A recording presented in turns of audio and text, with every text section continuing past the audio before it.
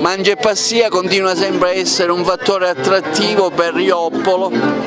Eh sì, siamo arrivati alla quinta edizione di questo Mangia e Passia e io ringrazio innanzitutto sempre Claudia, quindi Lega Ambiente, perché ritiene sempre che questa sia una bella piazza, oltretutto essendo anche una nostra paesana. Oggi abbiamo anche il dottore Russo in rappresentanza di Poste Italiane, visto questa iniziativa che si sta facendo sui piccoli comuni, essendo la festa dei piccoli comuni, e continueremo, ci auguriamo il prossimo anno essere di nuovo qua in piazza per la nuova edizione di Mangia e Passia. Sindaco, ma le iniziative sono tante, se ce ne può annunciare qualcuna? So che sta preparando un ricco cartellone per l'estate. Eh sì, stiamo lavorando, penso che partiremo giorno già 6 di luglio con un'iniziativa con i ragazzi della scuola di ballo di Raffadali, e ci sarà quest'anno la 20ª edizione della sagra del Mellone Giallo, su cui noi punteremo molto.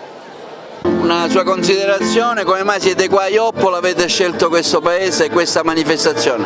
Ma direi quasi che il paese ha scelto noi anche, nel senso che noi siamo vicini a tutti i piccoli comuni. Abbiamo preso diversi impegni, fra cui non chiudere mai gli uffici postali dei piccoli comuni,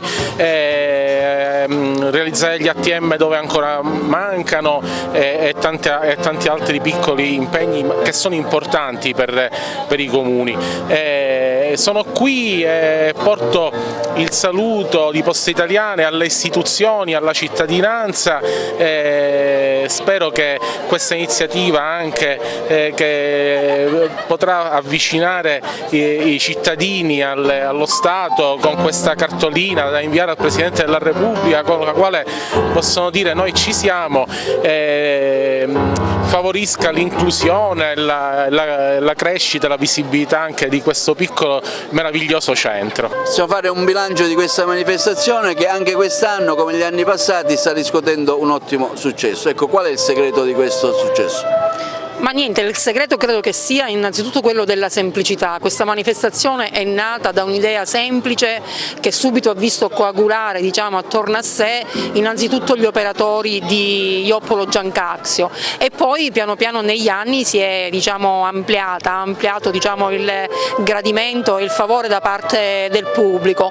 Noi quello che ci auguriamo è che appunto questo sia semplicemente un momento di festa dal quale però possano scaturire anche delle idee in prospettiva che servano in qualche maniera alla sopravvivenza di un territorio come Ioppolo e di tutti quei piccoli territori che compongono la nostra Italia e che costituiscono più del 60% della popolazione italiana. Quindi noi ci auguriamo di ritrovarci tra un anno qua per annunciare qualche novità politica di rilievo a favore dei piccoli comuni. Stiamo preparando le bruschette della salute.